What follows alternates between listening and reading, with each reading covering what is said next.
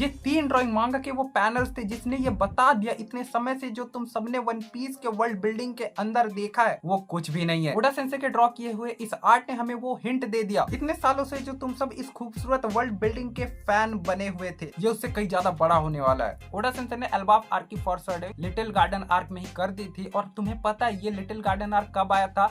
1999 में, मेरे पैदा होने के 2 साल पहले। और अब जाकर के वो आर्क अडेप्ट हो रहा है। हमें वहां पर ये बताया गया था कि एल्बाफ जो है वो जायंट्स की धरती है। प्लस हमें ये भी पता है कि एल्बाफ आर्क जो है नॉर्थ माइथोलॉजी से इंस्पायर होकर के ओडा सेंसे ने क्रिएट किया है। जरा तुम ये देखो, इतना बड़ा ट्री, एंड यहाँ पर पता लूफी का लोकेशन कहाँ है? एकदम नीचे कोने में कहीं पे, और हमें वो ठीक से दिख भी नहीं रहा है। और ये जो तुम इतना बड़ा पेड़ देख रहे हो ना, ये पूरा पेड़ ही एल्बाफ है। और आज के वीडियो में हम उसी को डिटेल में समझेंगे, या सीधे तौर पे कहूँ तो एल्बाफ आर्क के वर्ल्ड बिल्डिंग के ऊपर बात करेंगे। ये जो तुमको इतना बड़ा सा जायंट सा ट्री दिख रहा है, इसको नॉर्थ माइथोलॉजी में कहा जाता है यग्धश्रील। अगर मैं नाम गलत ले रहा हूँ तो माफ कर देना। इस पेड़ के अंदर समाये हुए हैं 9 रियल्म। इसको सिंपल भाषा में तुम 9 अलग अलग रीजन जैसे समझ सकते हो। और नॉर्थ माइथोलॉजी के हिसाब से देखा जाए तो इन 9 अलग अलग रीजन्स में अलग अलग तरह की प्रजातियां पाई जाती हैं। लाइक अगर हम नॉर्थ माइथोलॉजी के 9 रियल्म्स को देखें तो सबसे ऊपर आता है एसगार्ड, जहां पर गॉड्स रहते हैं। लाइक तुमने मार्वल की मूवीज में थॉर, ओडिन, इन सबको देखा है ना,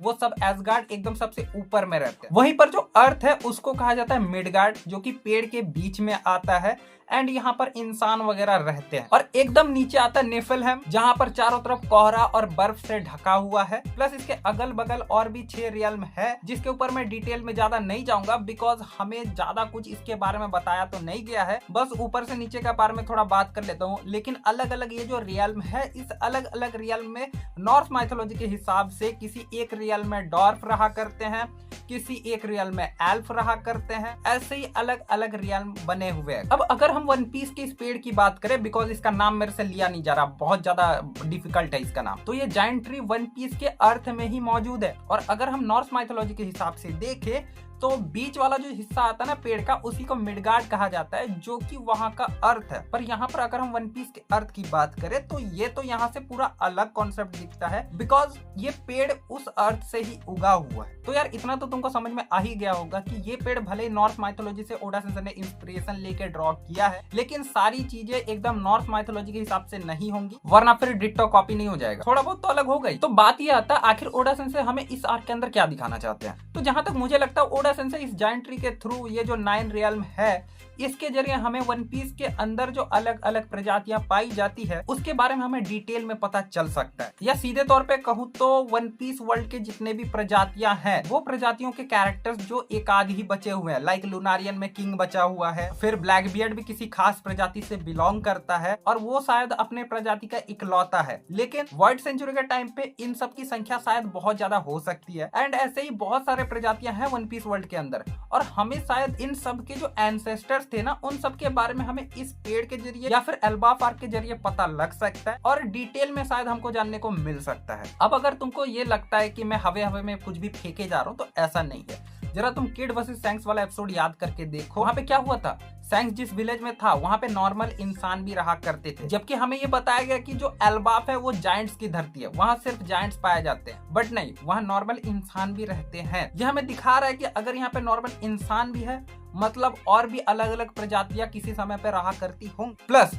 लेटेस्ट चैप्टर के अंदर जब लूफी एंड लोकी ये दोनों एक दूसरे से मिलते हैं और एक दूसरे को अपना इंट्रोडक्शन देते हैं, तो पता है लोकी वहां पे क्या चीज रिवील करता है। एल्बाफ मोस्ट पावरफुल नेशन है पूरे वन पीस वर्ल्ड में। सोच कर ही देखो, एक ऐसा देश जहां सारे वॉरियर्स भरे पड़े हैं, और वो भी जायंट, और वो देश सैंक्स की टेरिटरी है। भैया जानने के बाद ना शायद कोई पागल ही होगा जो सैंक्स से भिड़ना चाहेगा। सोच के देखो, सारे जायंट्स की आर्मी लेके सैंक्स किसी के ऊपर हमला कर दे। खैर हम टॉपिक से बहुत ज्यादा भटक चुके हैं, तो दोबारा टॉपिक पे आते हैं। जैसे कि मैं कह रहा था, एल्बाफ आर्क के अंदर जो ये बड़ा सा पेड़ दिखाया गया, या कहूँ ये पेड़ ही शायद एल्बाफ है, जो भी है, ये जो इतना बड़ा जो यार नेशन दिखाया गया है, इसके अंदर हमें आने वाले समय पे, आने वाले चैप्टर्स के अंदर 9 रियल्म के बारे में पता चलेगा। 9 अलग अलग जगह है जहाँ का एनवायरमेंट एकदम एक दूसरे से पूरा अलग होगा। प्लस अभी तक हमें जो जायंट्स दिखाया जा रहा है वो यही 9 अलग अलग जगह में से किसी एक जगह पे जायंट्स का राज चलता होगा, जहाँ पे जायंट्स कोई रूलर होगा जिसके बारे में हमें लेटेस्ट चैप्टर के अंदर बताया गया। और लोकी उसी का बेटा है जिसको मार के लोकी उसका डेविल फ्रूट खा लिया। और जो हजरुद्दीन है वो लोकी का भाई है, इतना हमें पता चल चुका है। हालांकि मुझे राजा का नाम याद नहीं आ रहा। इस आर्क के अंदर जैसा कि मैंने पहले बोला अभी तक हमें सिर्फ जायंट्स का दिखाया गया,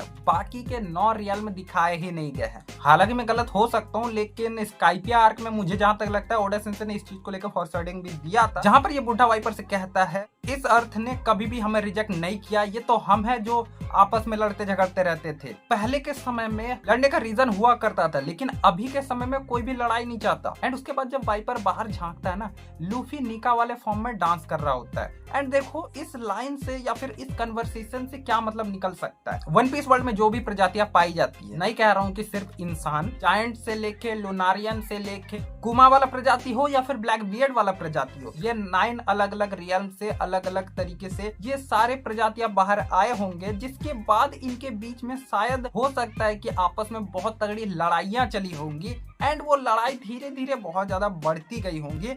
एंड उसके बाद इन लोगों ने वन पीस के अर्थ में भी आना सही समझा। डॉक्टर वेगापंक ने भी लड़ाई के बारे में बात किया था।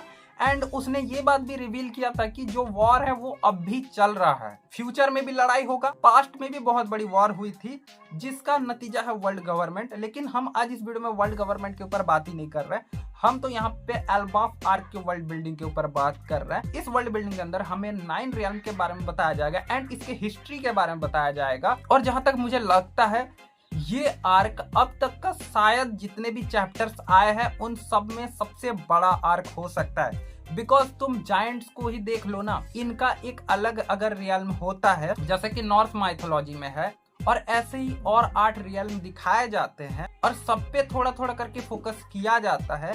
प्लस अभी तक ये रिवील नहीं है कि कौन है इस आर्क का मेन विलन। हालांकि लोगों को लोकी लग सकता है, बिकॉज लोकी जिस तरीके का कैरेक्टर है सबको लोकी लग सकता है, लेकिन कुछ कहा नहीं जा सकता ओडा सेंसे का, वो कहीं पे भी स्टोरी को पलट सकते हैं। तो हम पूरे तरीके से सियोरिटी के साथ कह नहीं सकते कि इस आर्क में आखिर लफड़ा क्या चलेगा।